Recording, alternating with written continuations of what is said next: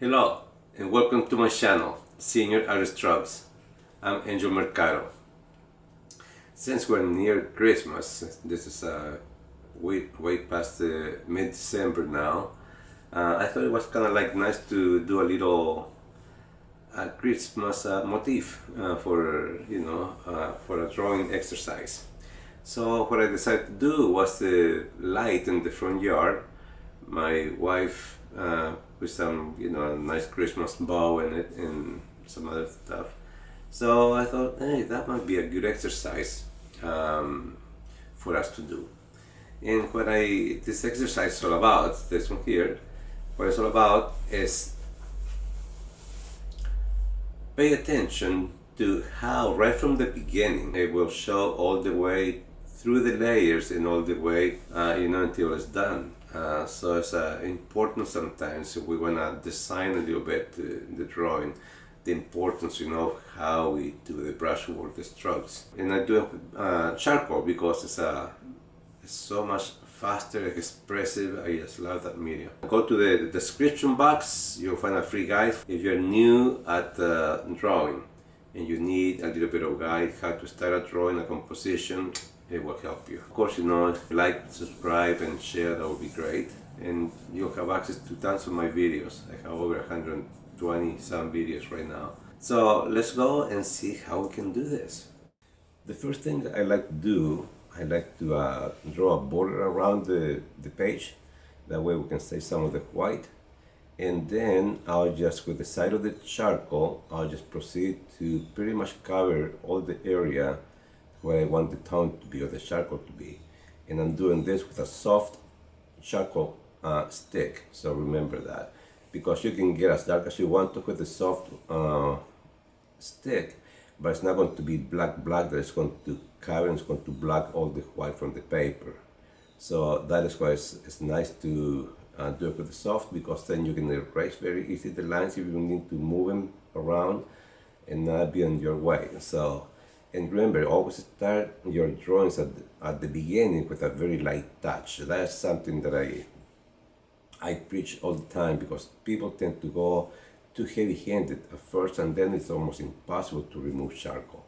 This way you're going to see how we cover the page with charcoal, and then once I know I have the initial coat of charcoal, then I'll start with my same vine charcoal. I'll start drawing my subject. And again, I'm using the soft charcoal, very important at this stage. You don't want anything too permanent, so you want to stay away from the from the hard or too heavy-handed line work right now. This seems very dark, but I can guarantee you it's not. It's pretty light. And now once I have all of my shapes together, I always work from big shapes to smaller shapes and to the details towards the end. So once I have my shapes together, then I start darkening the whole, pretty much the whole composition here. Now, talking about compositions, my light is not dead center. It's a little bit to the right side.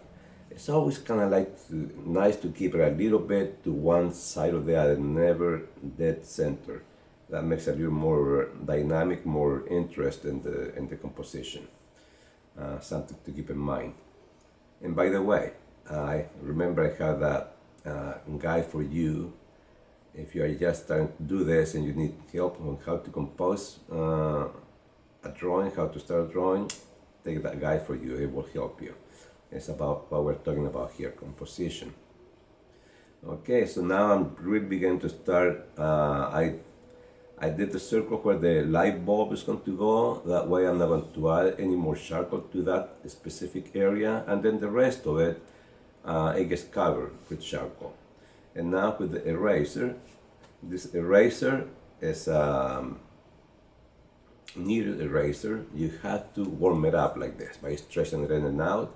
And then you can create different tips according to what you need. You just mold the eraser. And now I'm going to start adding light, or pretty much drawing with the eraser. Really, that's what I'm doing.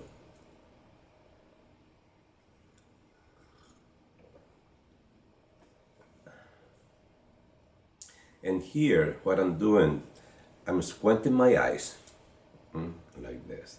Although today all I have to do is just take my glasses off and I see what I used to see like this, okay?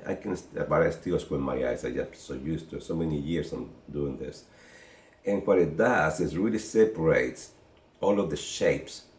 You don't see details, you just see shapes of, different tones, different darkness or lightness. So that is what it's good for, and it really helps you out. So it helps you get doing that. One, to squint. And then the other one is, I'm looking at my light. Let's say I spend 30 seconds to 45 seconds looking at the light on one specific area. And then I go back to my drawing, and whatever I remember from seeing just now, I put it down. Until that part is done, then I look at my subject again. So it's kind of like a back and forth. Don't spend too much time drawing and not enough time looking at the beginning, okay? After a while, when you get to this part of where we're at here in the drawing, this is advanced enough where now you just pay attention to your drawing. You don't need to pay attention to the subject anymore, because now the drawing is what is going to tell you, what it needs. And that's exactly what I'm doing. I went with my finger to get rid of all the texture on the bow that we have, the Christmas bow, because there was no texture. And now I'm just beginning to start redefining the composition. And as you notice, okay, I'm using the pencil now. The pencil, when do I use the pencil, the charcoal pencil? I use the charcoal pencil when I really want to keep some defined dark lines. Okay, when I know those lines are going to be there to stay, I use my charcoal pencil, because charcoal pencil is a little more compressed and it leaves a darker mark, more permanent. Really drive the charcoal into the tooth of the paper. So that is when I use it, when I know I want those lines there to show at the end. So it's a very good, for me, that system works well. And now, if you see me looking at the side, I'm looking at my screen here doing the drawing. That's what I'm doing. And now it's just a matter of just see how far you want to go with your details. Move back a little bit, look at your drawing, see what it needs. For instance, pretty much the upper part of the light is pretty much done. And now comes just, like for instance, now I'm getting some holes between the tree branches, we have sky holes, so we call them. That's what I'm doing, and doing them at random, spaces. Try not to get a pattern, because that wouldn't look right. And you can see how much of the paper, how much charcoal I can take off. I can lift until I pretty much show the white of the paper, as you can see it in the light. And now I'm going to begin to start darkening a little bit the surrounding space around the light, just to make the light look brighter. And what I like about this method, this approach, is that you're constantly redrawing your scene. You're constantly making adjustments to your scene. So by the time you are done with this drawing, you have redrawn the scenes several times. So if you become more used to it, right? And it's going to show. It's going to show that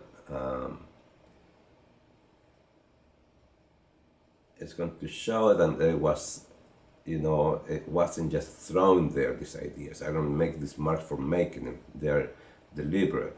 They go there because they belong there. That's it. I'm not making them up. Very important. When you're sketching from life, forget about making them up. And why is so important to sketch from life and not from photos? Because the photo gives you a frame. When you're from life, you don't have a frame. The photo already has been edited. When you're sketching from life, nothing's been edited. It's going to be up to you what you want to include in your drawing. So the other thing, When if you are sketching outside, the sun moves constantly, so your lights and shadow patterns are going to change. So there's something else you don't get when you just sketch from photos. So all of this here helps you really grow as a your craft. And what I'm doing now with my finger, I'm kind of fuzzing up a little bit, blending a little bit the edges because they were too harsh, and we don't want hard edges. So when you soften the edges, the eye is not going to go there. And since these are close to the edge of the composition, we want to keep the eye in. So one way to keep it in is just by softening those edges, that then the eye is going to go straight to where the most contrast exists, which is on the light bulb, right, of the in my composition, and that is exactly what I want. And now, coming to the end, I'm signing it. Important that, and also very important, if you date your drawings, get used to that, because I will help you later on as a reference, material. Years from now, you can see them, and you can see, oh, that's where I was in my drawings. So that is why it's important. And now, little details here and there, but pretty much it's done. So I hope you enjoyed this. Use it, practice it, and let me know how it went. See if you want to see more of this or something else, a different subject perhaps. So I hope to see you next time, and happy drawings, and goodbye.